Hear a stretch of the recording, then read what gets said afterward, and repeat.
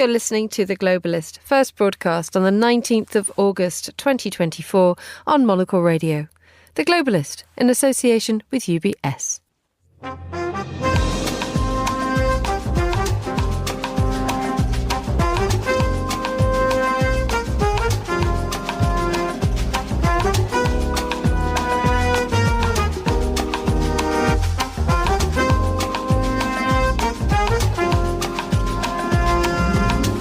Live from London, this is The Globalist with me, Emma Nelson. A very warm welcome to today's programme. Coming up, as the US Secretary of State returns to the Middle East, we'll examine his chances of pushing for a ceasefire in Gaza.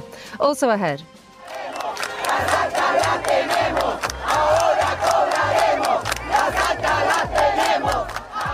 We'll hear about another weekend of protests in Venezuela as regional leaders gather in their condemnation of President Maduro's refusal to come clean about what happened in last month's election. Plus the latest on the world's response to the spread of mpox, and Chicago has had more major political conventions than any other city in the United States. There's probably two main reasons for it. One is just really logistics. The other side is political. We'll find out why no other American city has hosted more political conventions than Chicago. Plus, Seville becomes the latest location to take action against a number of tourists by cutting off their water supply. And we'll look at the papers too. That's all ahead on The Globalist, live from London.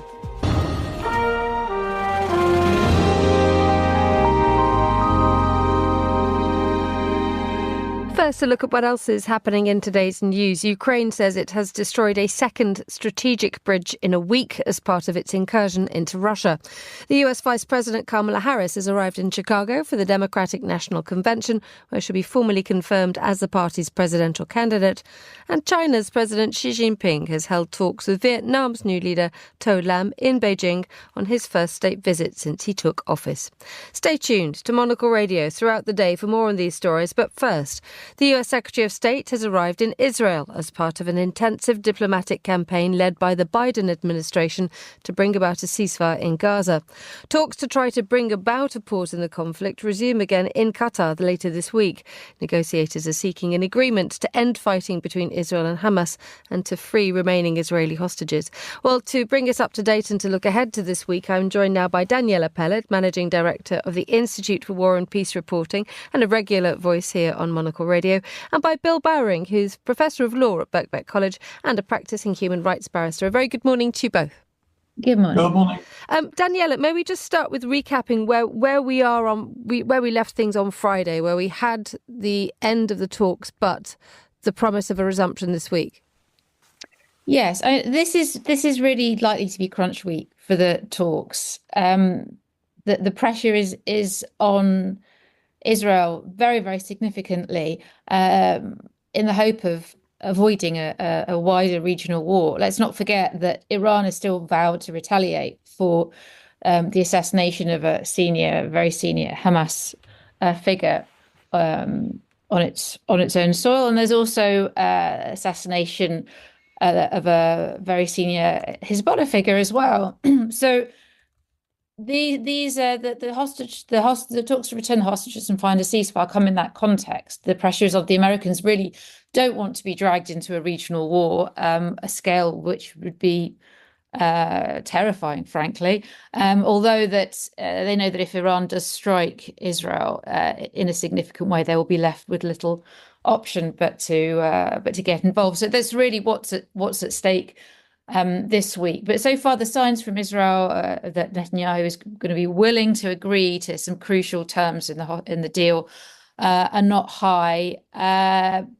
Partly because his political survival depends on not alienating the very far right elements within his government, who are very unlikely to agree to a full cessation of hostilities in Gaza.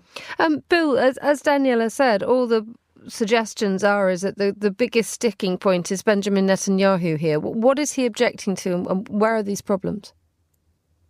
Well, good morning. I'm very happy to be on this program with Daniela, who's a contributor to Haaretz. And I think a very good steer this morning is given by the article by Amos Harel, whose articles I read every day. And his headline is Netanyahu's lackeys changed tune on Hamas deal, but his far-right allies likely won't join them. And so I think the message is that the main stumbling block to anything happening remains Benjamin Netanyahu. And of course, the fact that he's still in thrall to some really obnoxious people. So, Daniela, we now have the arrival of Antony Blinken, US Secretary of State, yesterday. He arrived in the Middle East. He's in Israel.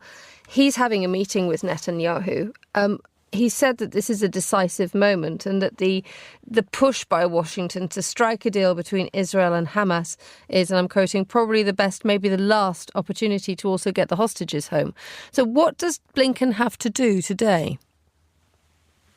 Well, he's got a very tough task ahead of him. I mean, a lot of what Netanyahu has been doing in these negotiations has been stalling as well, because the assassination of the top Hamas operative, although viewed regionally with horror or internationally as a huge escalation, it potentially in the conflict, was also viewed within Israel as a domestic audience as a huge coup. I mean, it showed incredible espionage, incredible skill. The question is, at the timing was extremely dangerous.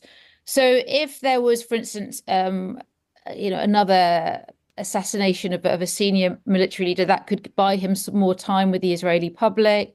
The issue is, though, that the public is, as though the public remains supportive of the war in principle, they're supportive of the promise that Netanyahu has made to destroy Hamas, which seems virtually impossible, but still that's the narrative that's being spun.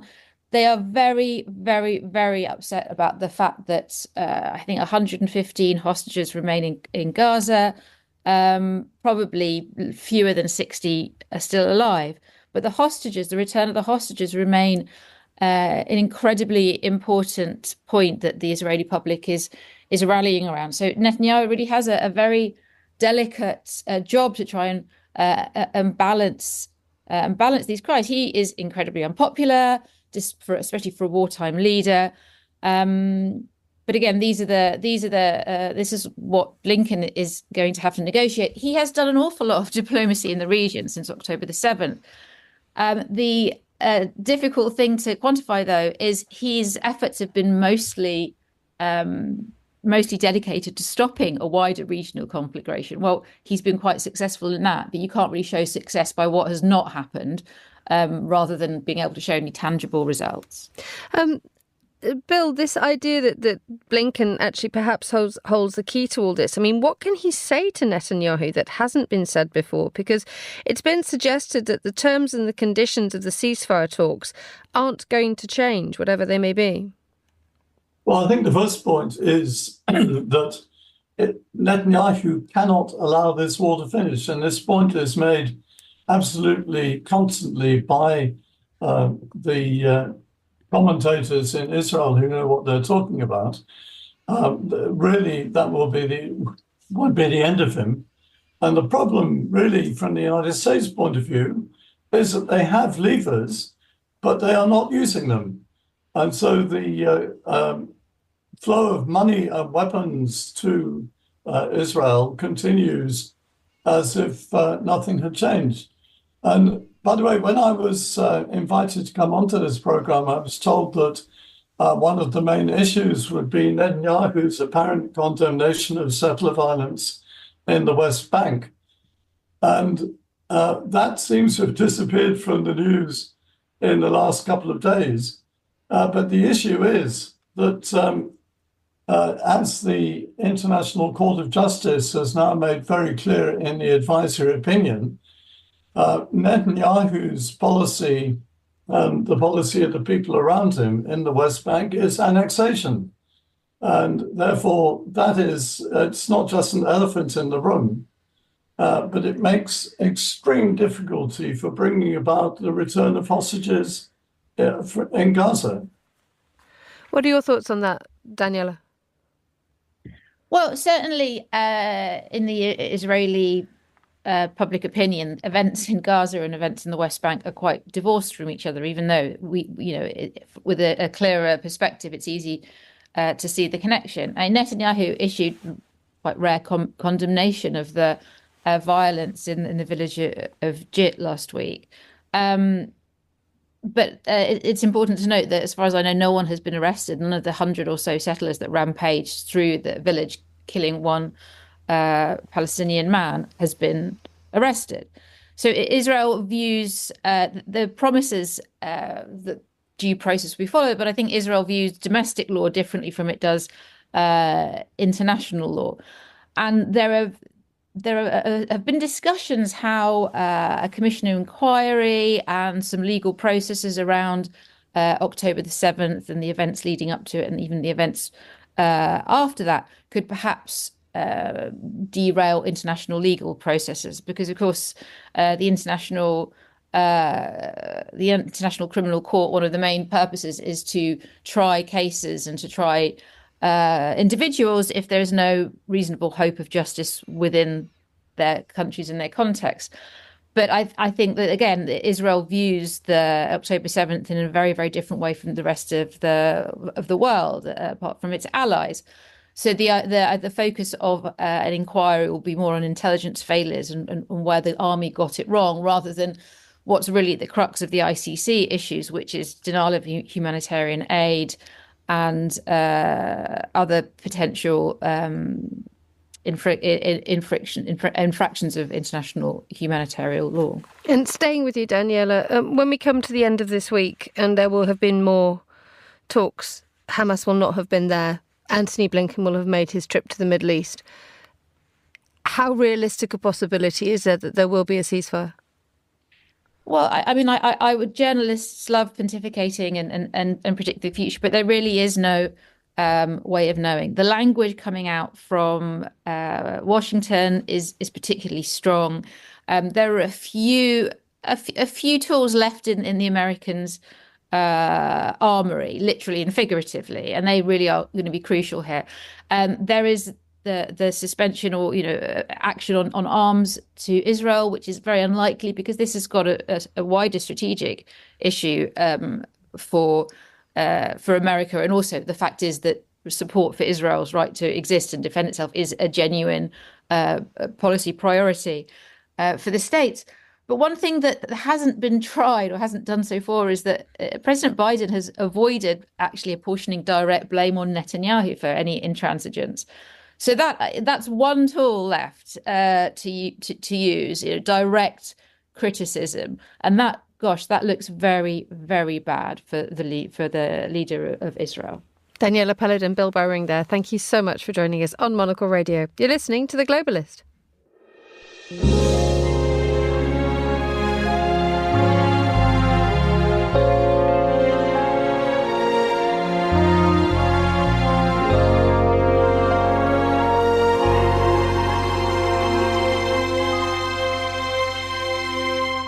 2:13 a.m. in Caracas, 7:13 a.m. here in London. Now, South America's diplomats are wondering how to approach and deal with the continuing electoral crisis in Venezuela.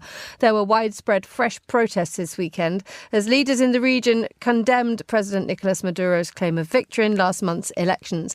On Friday, Brazil's president repeated his country's demand that Mr. Maduro's government publish the voting tally sheets before the results could be verified.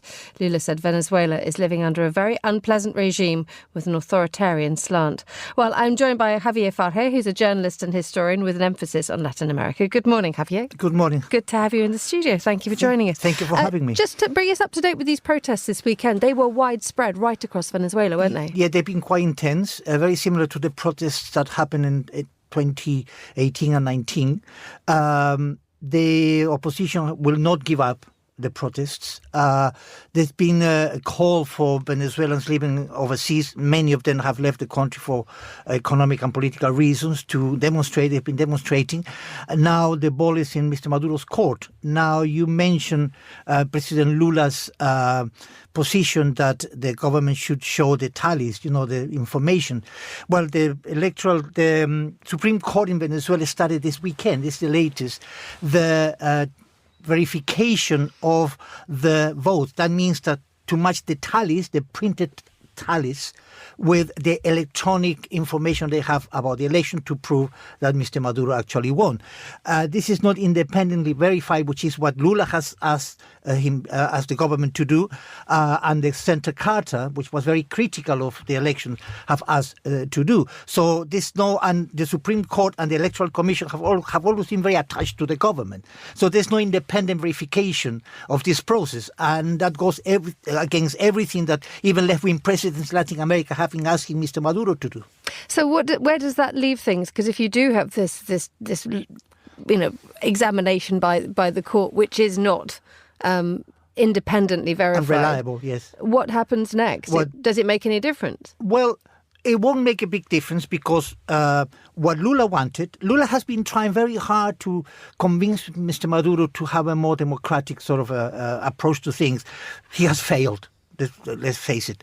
Now, the issue is here that if the Supreme Court decides that Mr. Maduro won, this is not going to be credible, because one of the main points of Mr. Lula and President Petro from Colombia, who's a left-wing president as well, and Mr. Bosic, the Chilean president, Mr. López Obrador, the Mexican president, all from the left, is that we will only recognize Mr. Maduro as president if there's an independent verification of these votes. Now, the Carter Center, which was the only independent group of observers which were allowed to go to Venezuela, have been extremely critical, saying that the elections in Venezuela did not meet international standards, quote unquote. So basically, if they're going to confirm that Mr. Maduro won, this is not going to have any credibility. And the left-wing governments that have been trying to convince Mr. Maduro to have an independent assessment of the situation, it's going to be bad for him because they won't be able to recognize him. Tell us a little bit more about this idea of the left-wing leaders of South America. Yes.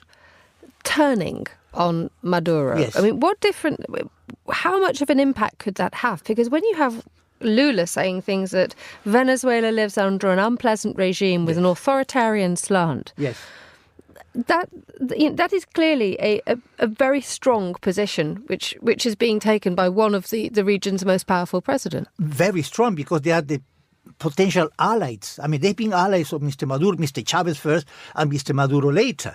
Now they have turned their back on him because, let me put it this way, President Lula, he's been trying very hard to help Mr. Maduro to be accepted by an international community.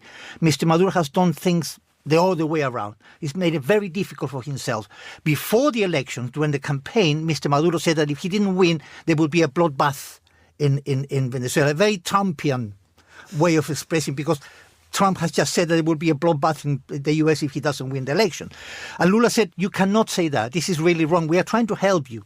Now, the fact that left-wing presidents have turned their back on Mr. Maduro shows that because they were legitimately elected, they want Mr. Maduro to prove that he actually won.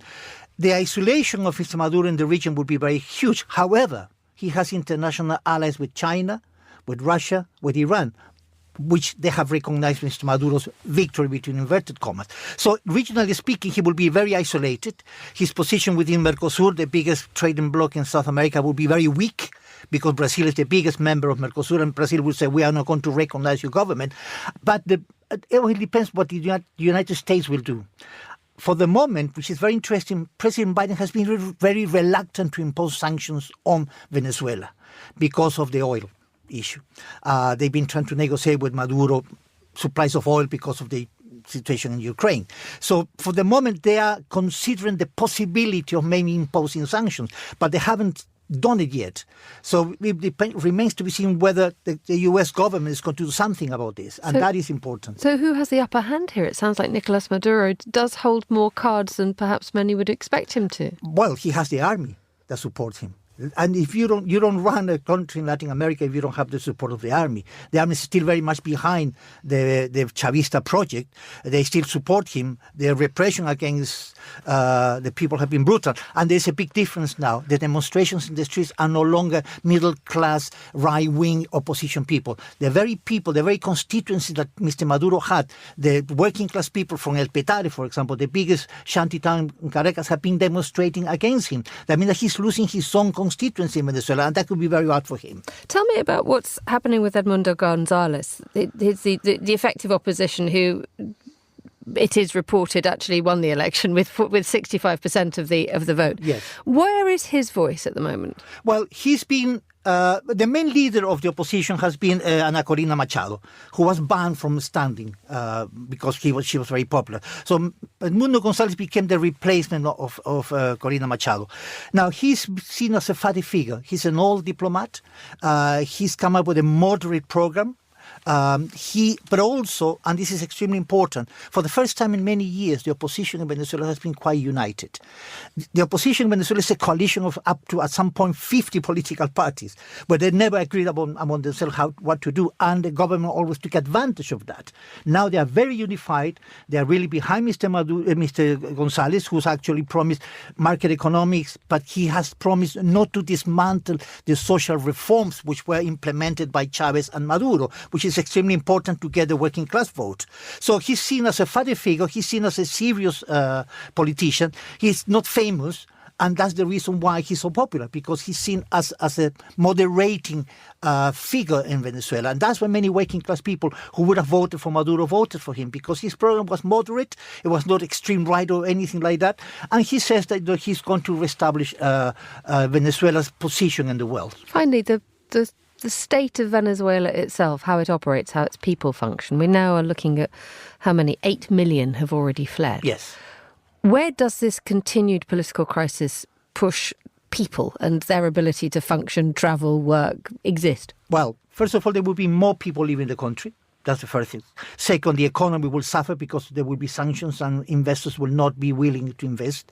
They've agreed some sort of programs with international oil companies. Those programs will not go ahead. Venezuela depends heavily on the export of oil. 97% of exports come from oil. There's been a slight increase in the output in terms of the barrels per day, but not like 800,000 a day, which used to be 2.5 million on the heights of the oil boom. So the economic situation is going to get worse.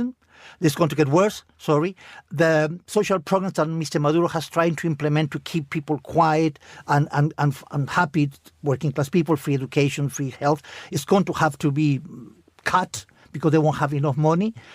Sanctions might be reimposed. That means that the economic situation is slightly better, but it's going to get worse because the international community will not be willing to help. Javier Faje, thank you so much for coming into the studio. Still to come on today's programme, why Chicago has been hosting so many US presidential nominating conventions and why Seville is literally turning off the taps in some short-term rentals. Stay with us. UBS is a global financial services firm with over 150 years of heritage. Built on the unique dedication of our people, we bring fresh thinking and perspective to our work. We know that it takes a marriage of intelligence and heart to create lasting value for our clients. It's about having the right ideas, of course, but also about having one of the most accomplished systems and an unrivaled network of global experts. That's why at UBS, we pride ourselves on thinking smarter to make a real difference. Tune in to The Bulletin with UBS every week for the latest insights and opinions from UBS all around the world.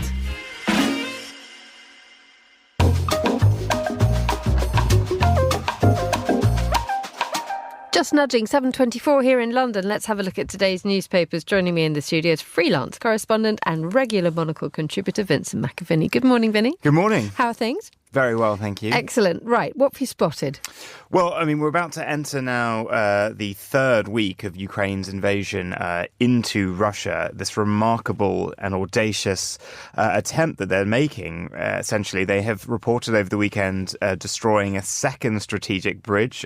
This one is over the Sime River in Zavano, and reports in The Guardian as well that they're capturing on some days around 150 Russians as prisoners of of war. And all this sort of adds to the growing feeling that perhaps this is a move so that if Ukraine is to be forced into any kind of negotiations to bring about a peace in this conflict, that they have bargaining chips to trade with Russia. Oh, you want this land back? Well, you're going to give us all this land back, and we'll do some prisoner swaps as well. So quite remarkable, the pace of this. How much further they go will be fascinating this week, whether they simply bed down and hold the lines. We've seen satellite imagery showing that Russia has been busy sort of digging trenches in fields, but still some distance away from where the Ukrainians are. And of course, this question about the munitions being used and the vehicles being used. We know that tanks that have been given by Britain to Ukraine are being used in Russia directly now, and how sort of allies, how much sort of the leash they give Ukraine to use these weapons over the border without Vladimir Putin considering it an actual NATO attack, say, on Russia, which he will likely spin it as. And how are the papers covering this one? Because this is obviously a very fast-moving, breaking story, as Ukrainians seem to be making great grounds as they go along. But there's this idea of these Russian prisoners being captured, and they're really, really young. So the infantrymen that they're seeing conscripts as well. They're conscripts as well. I mean, this is actually showing a light on what is actually happening among the Russian troops as well, isn't it? Totally. And, that's something we've been lacking with the expulsion of journalists from Russia over the last 2 years. It's very tricky. And even those still operating in the country, Steve Rosenberg at the BBC does fantastic reporting. But you always get a sense when he does speak to people in the streets that, it's vox popping as what we call it in the trade, where you sort of go up to people and talk. And you can see some of them do speak to him, but they're nervous because they know what they say is going to be monitored. But what we have seen when there has been captures previously of Russian soldiers is that they talk to the Ukrainians and they admit, we don't understand what we're doing here. This isn't what we were told. We were told that you were some sort of fascist regime on our doorstep, and that's not what you seem to be. So it is going to be interesting to see. And obviously you've got, this is coming at a time where Ukraine has suffered sort of 6 months of very difficult and sort of morale-crushing losses. Its big spring offensive last year didn't work. It's lost territory this year. There's a general fatigue. But this seems to be sort of changing the equation for President Zelensky once again. There's also, briefly just to mention, an excellent article in the New York Times this morning, which is an account of the 130,000 people who are Russian who've had to flee their homes. And when you look at those faces, they are absolutely ordinary people like you and me who find themselves caught in something. And hard to dispel that. Or you can have all the propaganda you want to, but that is a significant amount of people. Think all those people who will then be messaging privately their friends or speaking to their friends across Russia who are saying this is what's actually happening. And we are starting to see that bleed through onto Russian TV, the fact that, they can't hide that this has gone wrong in this way. Let's move on to an article in the Times about people who've been contacted out of hours from their jobs may get thousands more in compensation. Are we looking at the traditional world of opening the floodgates of litigation if you get an email from your boss at 8 o'clock? Well, quite possibly, and maybe it's the only thing that will stop it. I mean, this is something that we've seen European countries looking at. In France, out-of-hours contact now is essentially banned, and this is something that the Labour Party, the new government here in the UK, is looking at, the right to not be disturbed in your private time. And it is interesting, because when you talk with people, say, in the sort of generation that's currently retiring, in the process of retiring, or people who have retired in the last sort of 10 or 15 years, I don't think they can always quite understand what it's like to be a young worker and you're still sort of not sure of yourself in the workplace and trying to establish yourself, and you have devices on you that these people never had in the early years of their career. You're constantly receiving emails and trying to understand when and how you should reply, that you're not meant to be a 24-hour service. You have to be pretty comfortable in your abilities when you are at work to feel like I can ignore these emails when they're coming through. And there is a question mark. You go back and think, if it's sort of 11 p.m. at night, a courier in 1980 had been sent to my house with a letter and said, "Oh, I'm not leaving until you reply to this," we would think that's wild. And yet when we put it in the digital space, it's like, oh no, we must reply to these emails all the time. So a very interesting pattern that's starting to emerge of people not wanting to be disturbed. And it's interesting the fact that the government is now having to come up with the idea of what's known as the right to switch off. And it's just one of those things where technology took over as really thinking about like, well, is this a good thing that we should always be contactable? And actually, does it actually slow down productivity in the office hours if people are thinking, well, I'm not going to sort of, give it my all now when I know I'm going to be up all night replying to emails on topics. Great. OK, let's move on to Nigel Farage. It emerged that he's the highest paid member of Parliament Oh, yes, man year. Of the people, Nigel Farage. £1.2 million last year. There's the new article in I think it's the iNews, isn't it, that's talking about the fact that actually having to do the job is proving quite the struggle. Yeah, this is really interesting because I think there's lessons for other European nations where we have these sort of far-right stars, as it were, but who have kind of warped into sort of media performers, and that's where they're exerting their power. And it's a real question mark about Nigel Farage. And, on his 8th attempt at trying to become an MP, he finally gets it. But is it like the dog that gets the car and doesn't quite know what to do with it? Because what he's having to do is something he's never really had to do before. He's having to do full financial disclosures as a member of Parliament. And it's come to light that he is being paid £97,928 per month on his contract with GB News, which is a right-wing news channel here. So that is an annual income of over £1,175,000. And he makes more in a month from that than he does get paid as an MP for an entire year. But it seems that he's sort of struggling with this transition because not only is he having to be very open, and obviously that's commercially sensitive information for any other organisations that might want to engage with him, but he is having to do, and he's doing work as well on sites like Cameo and other appearances. But it doesn't seem like he's really got into the swing of actually being a representative yet for the people of Clacton because, he's only spoken twice. He's voted in 2 divisions. He's put in no written questions, signed no early day motions. And what we've seen in instances like Southport, where we had the riots in July, was that instead of being in the Commons and asking urgent questions of the Home Secretary and wanting to find out actual answers and all the things you can do as an MP to gather actual information, he's just going on media and social media and publishing videos in that occasion where he pumped up the conspiracy theories, it's been alleged. And so it's whether or not he's actually done the right thing in this, whether this, and I remember years ago, interviewing Nick Clegg in sort of 2013, 2014, he was Deputy Prime Minister at the time, and I was talking about the sort of rise of the British National Party, which has now kind of disappeared. But what Nick Clegg said was interesting is that actually what you see is when these absolute sort of far-right parties get in on local government, say, they just don't understand what to do and they don't know how to operate. But also you also get things like corruption coming in and negligence, and very quickly they actually get voted out by the voters because when they get into office and they're sort of away from the bluster of their rhetoric, they can't deliver for people. Finally, Vinny, it's the Edinburgh Festival, the Edinburgh Fringe at the moment. So they always have a best joke. What is it this year? You've given me a list of 10. And well, we need a bit of sunshine and lights on Monday. We don't have time for all 10 minutes. But no, the winning joke was by a comedian called, where is he? Mark Simons. He's been doing the festival for 10 years and he's finally won the winning joke. So it's a lesson in don't give up.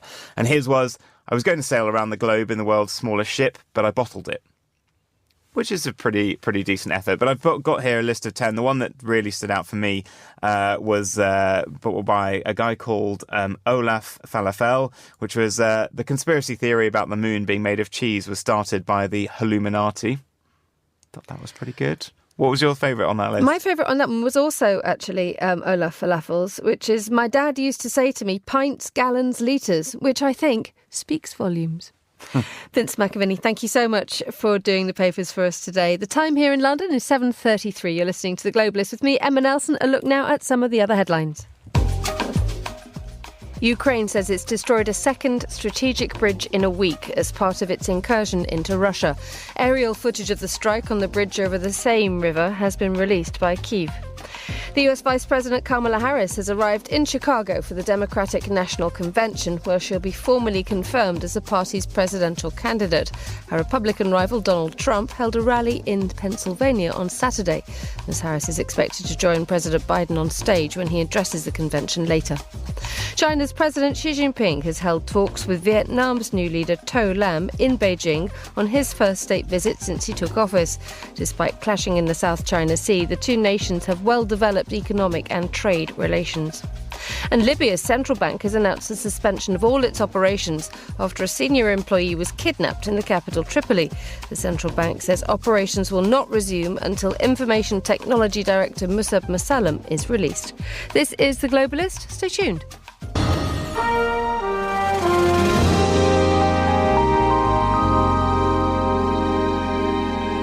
7:34 here in London. Let's hear the latest now on the worldwide response to the outbreak of mpox. At the end of last week, Sweden confirmed its first case of mpox, formerly known as monkeypox. Soon after, Pakistan followed with a confirmed case. Well, the relatively new strain of the virus has been spreading in African countries since 2022. And joining us now to tell us more is Chris Smith, host of the Naked Scientist podcast and a virologist at Cambridge University and a regular voice here on Monocle Radio. A very good morning to you, Chris. Good to have you. Good morning. Right. Tell us about this strain of mpox. Why is it spreading so quickly now? This is a new form of the virus. It's called Clade 1b. There are two flavours, if you like, of monkeypox, which have been known about for decades. There's a form that tends to occur most commonly in Western Africa, and that's called Clade 2, and that was the one that caused the outbreak that spread around the world in 2022 and was chiefly linked to gay and bisexual men. But in the recent months, and especially since about late 2023, we saw a new version of Clade 1 emerge in Central Africa. This is called Clade 1b, which is chiefly centred on the Democratic Republic of the Congo. And this one is also spreading sexually, but seems to be more infectious. It's also causing outbreaks in wider groups of individuals. It's not just the gay community being impacted, and it's spreading within Africa as well. So it started off in the Democratic Republic of the Congo, but it's gone across the border into Rwanda, to Burundi, Uganda and Kenya. And now we're beginning to see cases potentially cropping up in other countries, including Sweden made headlines last week when they announced they'd seen a case of this. And so it's been brewing in the Democratic Republic of the Congo, in the east of that country, for a number of months and slowly gaining a head of steam with more and more cases building. And what's triggered the WHO to show their concern by declaring this a public health emergency of international concern is that once you get to a threshold number of cases, the chances of spillover into other countries, which is happening, and other countries beyond the African continent, which could then lead to outbreaks locally in those countries, that's very concerning. And that's why Professor Ghebreyesus, who's the Director General of the WHO, declared this emergency last week and said we need an internationally coordinated response in order to make sure it doesn't spread and become worse. Just tell us a little bit about whether people are expected to take any precautions or what citizens are expected to do, because we have lived through large virus crisis 3-4 years ago, and one is often expected to say, OK, this is what you do: wear a mask, wash your hands, etc. Is there any burden on citizens and the population? Well, as Maria Van Kerkhove, who's the WHO's Director of Emerging Infection, told me last week, because I said to her, what are we doing in order to prepare? What does this declaration of this public health emergency actually mean in practical terms? And part of it is vigilance on the part of neighbouring countries and member countries around the world. So we're looking out for this. Part of it also is a coordinated response in terms of vaccine readiness. But she said the most potent weapon for fighting this actually is information.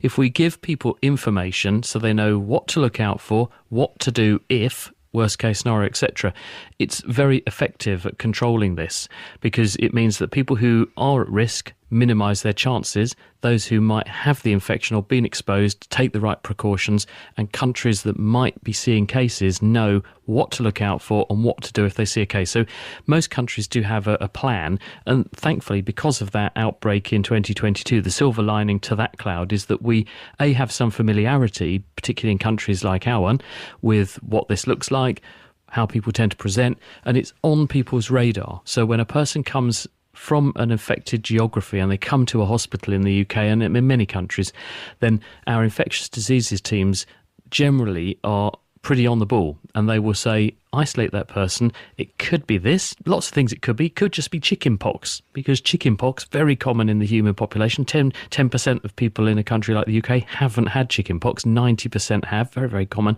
So we make sure that we don't throw the baby out with the bathwater. We think of the common things as well, but we think about these rarer things in the right circumstances, and that vigilance is the number one thing that helps to stop it spreading, even if we do import cases. Chris Smith, thank you as ever for joining us on Monocle Radio.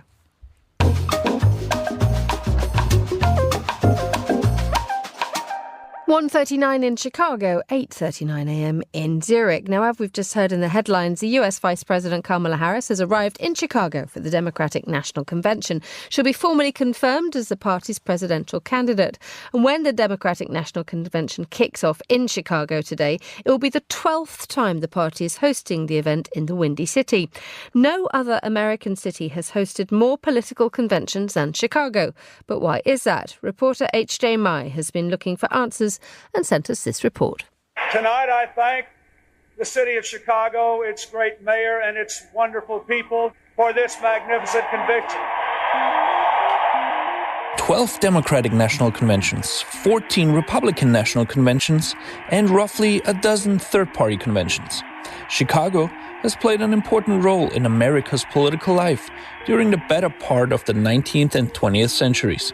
Chicago has had more major political conventions than any other city in the United States. There's probably two main reasons for it. One is just really logistics. The other side is political. That's David Farber. He's a distinguished professor at the University of Kansas, where he specializes in modern U.S. history. Chicago's location in the middle of the country and its status as a transportation hub, with train stations, airports, and highways, makes it an easy place to get to.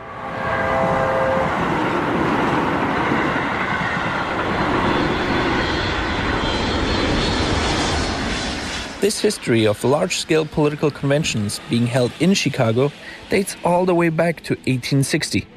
That's when the Republican Party decided to host its second-ever national convention on the shores of Lake Michigan.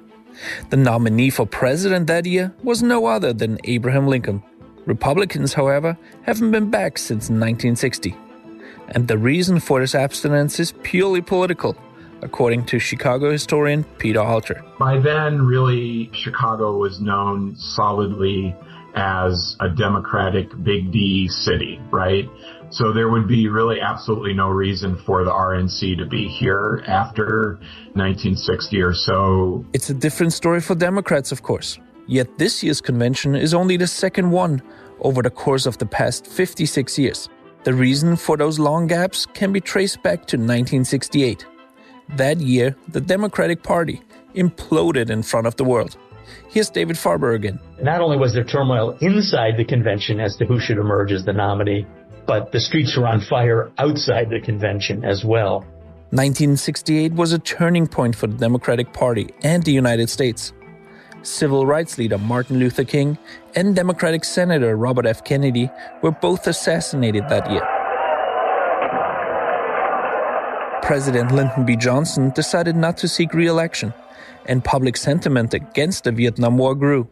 A lot of anger toward the political establishment unraveled on a Chicago summer night in 1968. The same night that Hubert Humphrey won the nomination through a delegate call, all hell was breaking loose on the street. So Americans kind of watched inside the convention, the contentious fight over the nominee, and outside, violence breaking out in the streets. And while the circumstances of this year's convention are quite different, there are echoes of 1968. It's ironic, isn't it, that the Vice President of the United States has moved up to be the nominee for president, just like in 1968 when the Vice President Hubert Humphrey stepped up for Lyndon Johnson. The other comparison, the war in Vietnam tore the United States apart in 1968. The war in Gaza between Israel and Hamas doesn't have that same salience. It doesn't have that same critical importance to the American people. For some Americans, it's obviously vitally important. And some of those people are calling for 1968, literally using that phrase, that they want to see confrontations in the street. They want Americans to have to reckon with a divided nation over this issue. More than 20,000 people are expected to converge on Chicago to protest the war in Gaza. Activists are calling for an immediate ceasefire and urge the U.S. government to stop any weapons shipments to Israel. The latest round of ceasefire talks in Doha have led to renewed optimism that a deal could be finalized soon. But this year's DNC is unlikely to have the same impact on the future of American politics as 1968 did. Here's Peter Adler again. There was really not the primary system in 1968 the way there has been, maybe since 1972, and it's grown, more sort of robust. For Harris, even though she has been vice president for the past 4 years, the DNC is another opportunity to introduce herself to a national and international audience and lay out her policy plans. Despite the bump in polling that Harris and her running mate, Minnesota Governor Tim Walz, received over the first month of their campaign, the race between Harris and former President Donald Trump remains tight. So there's a choice in this election. Donald Trump's plans to devastate the middle class, punish working people, and make the cost of living go up for millions of Americans. And on the other hand, when I'm elected president, what we'll do to bring down costs, increase the security and stability financially of your family, and expand opportunity for working and middle class Americans. For now, all is set up in Chicago and ready to go. President Biden will speak on the first night of the convention. Harris will close it out on Thursday. And you say Shot City? For Monocle, I'm HJ in Washington.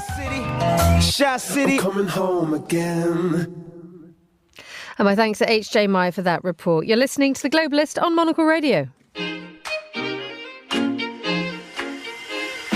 UBS has over 900 investment analysts from over 100 different countries. Over 900 of the sharpest minds and freshest thinkers in the world of finance today. To find out how we could help you, contact us at ubs.com.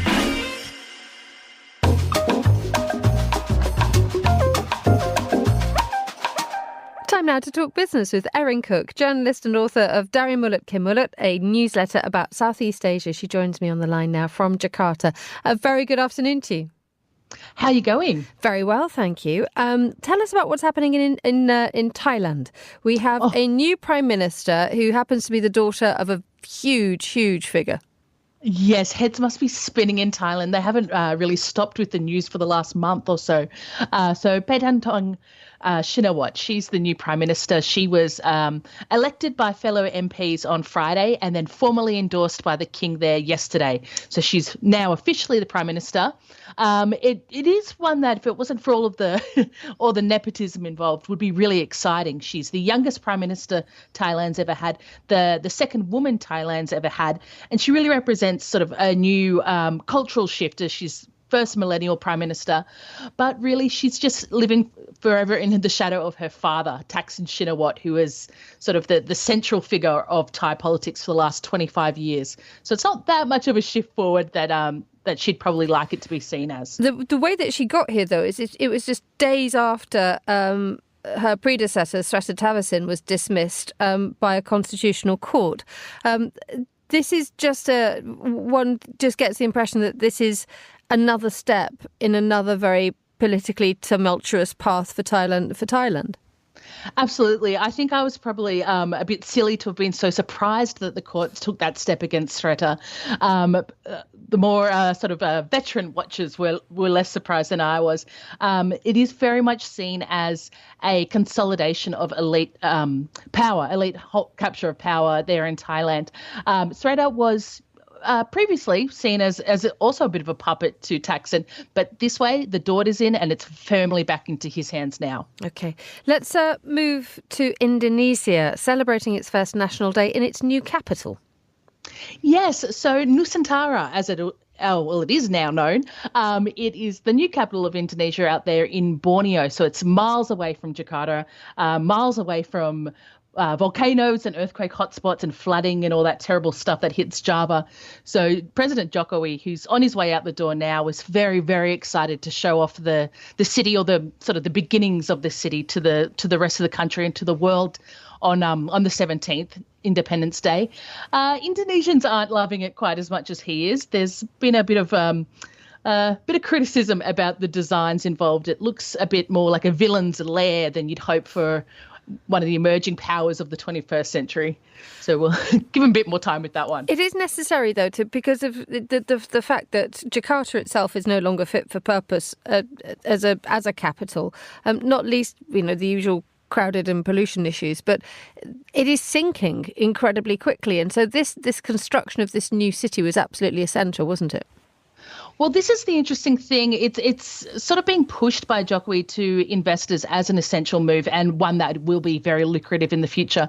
But civil servants who sort of run the country are not interested at all. They'd rather put up with Jakarta's flooding and traffic. And MPs also aren't interested. They've tried to say to the president, we're not going.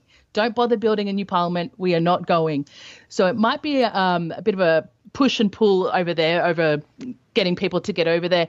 The other issue is that he's only in for another couple of weeks. He's out in October, and then Prabowo Subianto's in.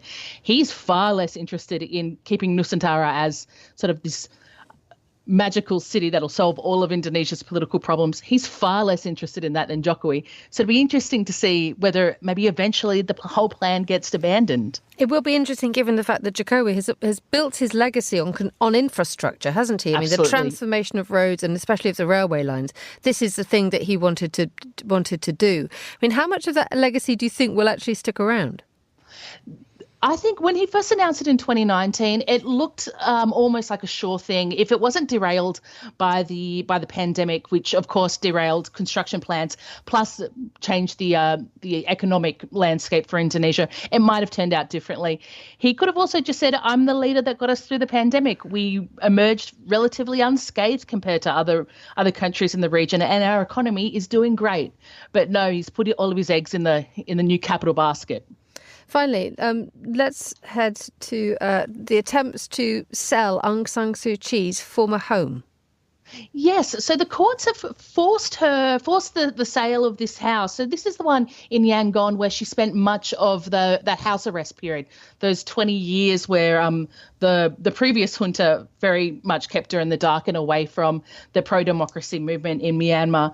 So this is the second time that it's gone up for auction, and both times there have been no bites at all. So the courts are asking for $140 million USD, which is big money anywhere, but very big money in Yangon, where after 2.5 years of junta and military control, there's just no money going around. No one's really interested in splashing that much cash on a mansion that certainly needs some upkeep. Erin Cook, thank you so much for joining us on Monocle Radio. You're listening to The Globalist.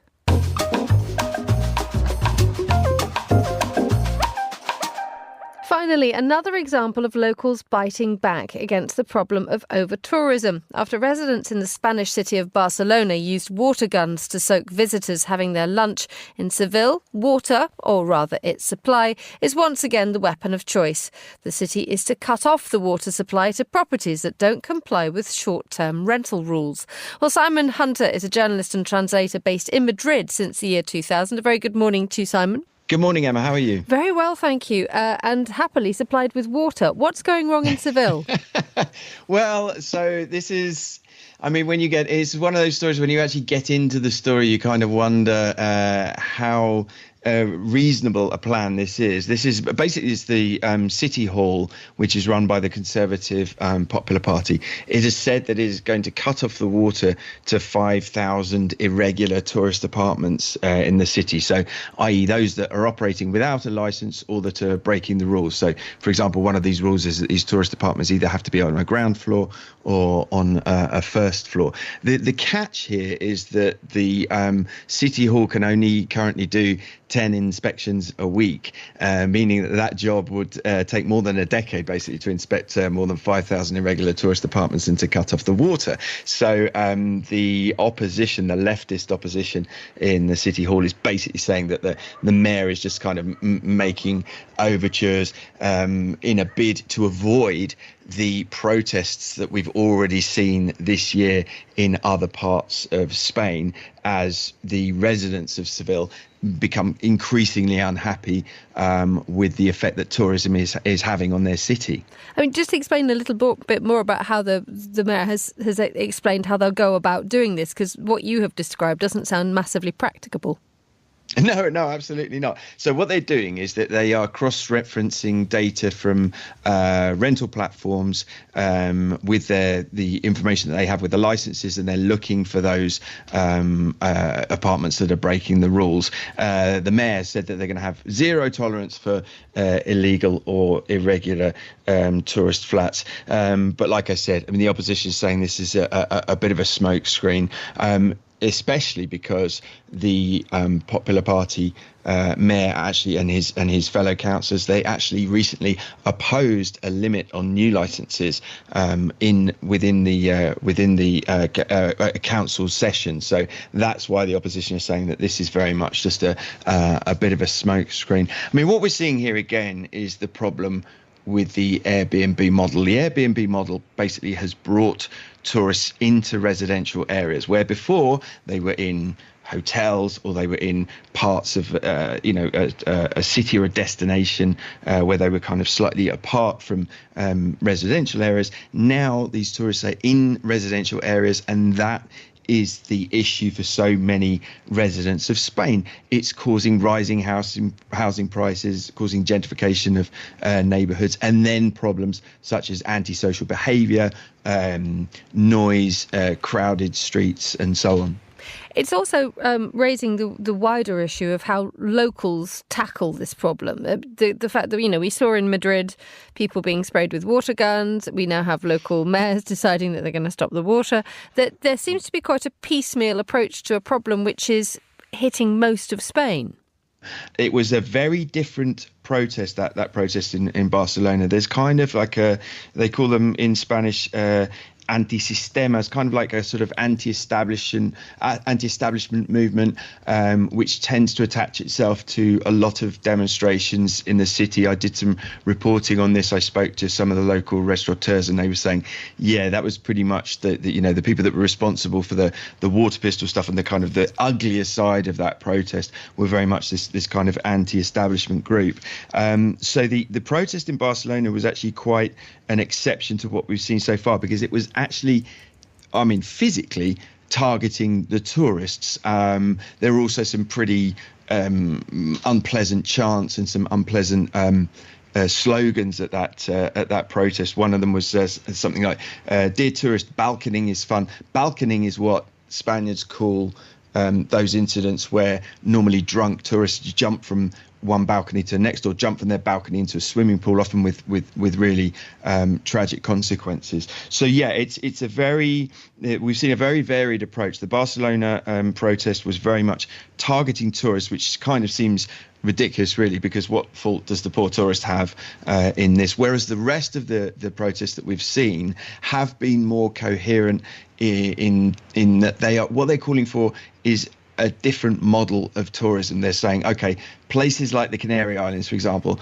are completely overwhelmed, or the Balearics are completely overwhelmed. They're islands. Once they're at capacity, there's nowhere else to go. So they're not campaigning against tourism per se. That it's not that they're saying that they don't want tourists to come, but they're saying, look, what we need is a different model. And that's what we've seen so far this year in Palma, in the Balearic Islands, in Malaga, and on the Canary Islands, and also Barcelona, let's be fair, they did have a similar manifesto.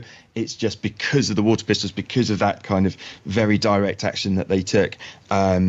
It all had a very different tone. It was pretty ugly, actually, I have to say. Simon Hunter, thank you so much for joining us on The Globalist, and my apologies for Madrid. That's all the time we have for today's programme. The warmest of thanks to all my guests and to the producers Vincent McAviney, Chris Chermak, Hassan Anderson and Henry V. Sheridan. Our researcher is Sana Jumani and our studio manager Mariella Bevan.